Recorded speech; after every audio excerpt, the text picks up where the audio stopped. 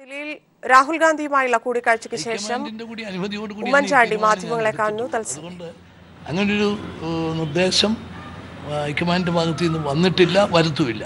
അല്ല, ഒരു മുതിർന്ന നേതാവ് എന്ന നിലയിൽ കേരളത്തിലെ സംഘടനാ തെരഞ്ഞെടുപ്പ് എങ്ങനെയായിരിക്കുമെന്ന ചോദ്യമൊക്കെ ഉണ്ടാവുമല്ലോ ഹൈക്കമാൻഡ് ഭാഗത്ത്. അല്ല, ആണല്ലോ എൻ്റെ അഭിപ്രായം ഞാൻ പറഞ്ഞു എന്ന് പറഞ്ഞു. എൻ്റെ അഭിപ്രായം ഞാൻ പറഞ്ഞു കഴിഞ്ഞു.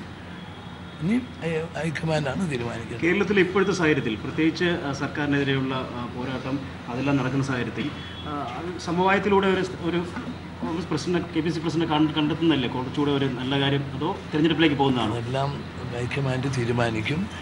ഇന്ന് പ്രതിപക്ഷ നേതാവിൻ്റെ നേതൃത്വത്തിൽ ഐക്യ ജനാധിപത്യ മുന്നണി ഏറ്റവും ശക്തമായിട്ട് പ്രവർത്തിക്കുന്നു.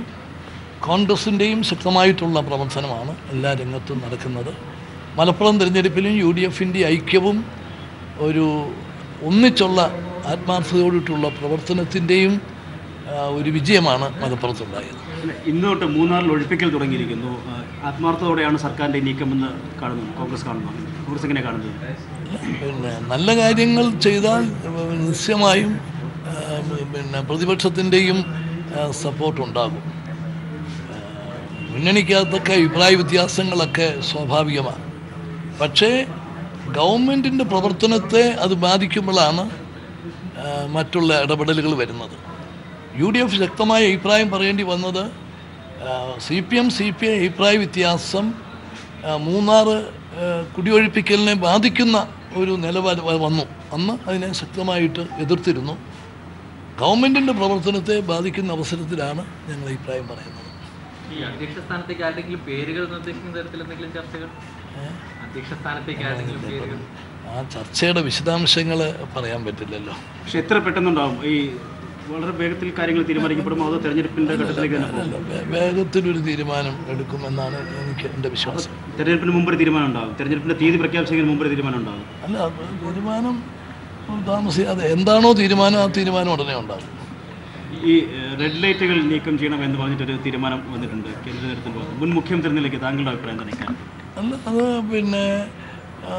തീരുമാനം എല്ലാവരും അംഗീകരിക്കണം. ആ തീരുമാനം നല്ല തീരുമാനമായിട്ടാണ് ഞാൻ കാണുന്നത്. BJP നേരിടാൻ കോൺഗ്രസിനെ കൊണ്ട് സാധിക്കില്ലെന്ന് കഴിഞ്ഞ ദിവസം അരവിന്ദ് കെജ്രിവാളുമായുള്ള കൂടിക്കാഴ്ചയ്ക്ക് ശേഷം മുഖ്യമന്ത്രി പിണറായി വിജയൻ പറഞ്ഞു. എന്താണ് താങ്കളുടെ അഭിപ്രായം? അതൊരു ഇന്ത്യൻ രാഷ്ട്രീയത്തിലൊരു തമാശയായിട്ടേ കാണുന്നുള്ളൂ. കാരണം വെസ്റ്റ് ബംഗാളായിരുന്നു മാർക്സിസ്റ്റ് പാർട്ടിയുടെ ശക്തി കേന്ദ്രം. അവിടെ 3-ാം സ്ഥാനത്താണ് ഈ തെരഞ്ഞെടുപ്പിൽ. കേജ്രിവാൾ ഒറ്റയ്ക്ക് ഭൂരിപക്ഷം കിട്ടി ഇവിടെ ഡൽഹിയിൽ വന്നതാണ്. ഇപ്പം അവിടെയും കേജ്രിവാളിൻ്റെ പാർട്ടി 3-ാം സ്ഥാനത്താണ്. അപ്പം 3-ാം സ്ഥാനത്ത് വന്നിട്ടുള്ള 2 പാർട്ടികൾ കൂടി ഇന്ത്യ മഹാരാജ്യത്ത് BJPയെ നേരിടാം എന്ന് പറഞ്ഞാൽ അത് ആരും സീരിയസ് ആയിട്ട് കണക്കാക്കത്തില്ല. കോൺഗ്രസ് ഇന്ത്യയിൽ എല്ലാ സംസ്ഥാനത്തും വേരോട്ടമുള്ള പാർട്ടിയാണ്. ഇപ്പം തോറ്റ തിരഞ്ഞെടുപ്പുണ്ടല്ലോ, കഴിഞ്ഞ തിരഞ്ഞെടുപ്പ് 5 സംസ്ഥാനങ്ങൾ. എന്താ, UPയിലും ഉത്തരാഖണ്ഡിലും ജയിച്ചു, പഞ്ചാബിൽ കോൺഗ്രസ് ജയിച്ചു, ഗോവയിലും മണിപ്പൂരിലും ഏറ്റവും വലിയ കക്ഷിയായിട്ട് വന്നു. അപ്പം ഇന്ത്യൻ നാഷണൽ കോൺഗ്രസ്സിനെ എഴുതിത്തള്ളാൻ ഇന്ത്യയിലെ ജനങ്ങൾ സമ്മതിക്കില്ല. ജനങ്ങളുടെ ഹൃദയങ്ങളിൽ കോൺഗ്രസ്സിന് അതിൻ്റേതായിട്ടുള്ള സ്ഥാനമുണ്ട്. പരാജയങ്ങളുണ്ടായിട്ടുണ്ട്, ഇതിനു മുമ്പും ഉണ്ടായിട്ടുണ്ട്. പരാജയത്തെ അതിജീവിച്ച് കോൺഗ്രസിൻ്റെ നേതൃത്വത്തിൽ മതേതര മുന്നണിയുടെ ശക്തമായിട്ടുള്ള ഒരു പ്രവർത്തനം നേതൃത്വത്തിൽ ഇവിടുത്തെ മതേതര കക്ഷികളെ ഒന്നിപ്പിച്ച് ചേർത്തുകൊണ്ടുള്ള ഒരു മുന്നേറ്റം ഉണ്ടാകും. ഈ CPM CPI തർക്കം നിലനിൽക്കുന്ന സാഹചര്യത്തിൽ ഇപ്പോൾ തുടങ്ങിയിരിക്കുന്ന ഈ മൂന്നാർ ഒഴിപ്പിക്കൽ ഒരു നീക്കം അത് ഫലപ്രദമാകുമെന്ന് കരുതും? അല്ല, അത് നമുക്ക് കാണട്ടെ. ഇപ്പം നടക്കുകയാണല്ലോ, അത് ഫലപ്രദമാകണം, യാതൊരു സംശയമില്ല. അതുപോലെ ഈ റെഡ് ലൈറ്റിൻ്റെ കാര്യത്തിൽ കേരളത്തിൽ പൊതുവേ കേന്ദ്ര സർക്കാർ ഇപ്പോൾ നിരവധി പേർക്ക് VVIP സെക്യൂരിറ്റി കൊടുത്തു തുടങ്ങി, Z കാറ്റഗറി പ്ലസ് സെക്യൂരിറ്റി വരെ കൊടുത്തു തുടങ്ങി. അങ്ങനെയുള്ള സാഹചര്യത്തിൽ അക്കാര്യത്തിൽ ഒരു തീരുമാനം വേണ്ടേ? ജനങ്ങളുടെ സ്വൈരയാത്രയാണ് ലക്ഷ്യമെങ്കിൽ അക്കാര്യത്തിൽ ഒരു നിയന്ത്രണം വേണ്ടേ? അല്ല, അതാണല്ലോ ഇപ്പം റെഡ് ലൈറ്റ് എല്ലാവർക്കും നിരോധിക്കാൻ തീരുമാനമായി. അതിനെ സ്വാഗതം ചെയ്യുന്നു.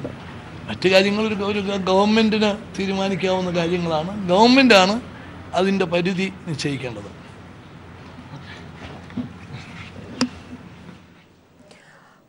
ദില്ലിയിൽ രാഹുൽ ഗാന്ധിയുമായുള്ള കൂടിക്കാഴ്ചയ്ക്ക് ശേഷം മുൻ മുഖ്യമന്ത്രി ഉമ്മൻചാണ്ടി മാധ്യമങ്ങളോട് സംസാരിക്കുകയായിരുന്നു. KPCC അധ്യക്ഷന്റെ കാര്യത്തിൽ ഹൈക്കമാൻഡ് തീരുമാനമെടുക്കുമെന്നാണ് ഉമ്മൻചാണ്ടി പറഞ്ഞിരിക്കുന്നത്.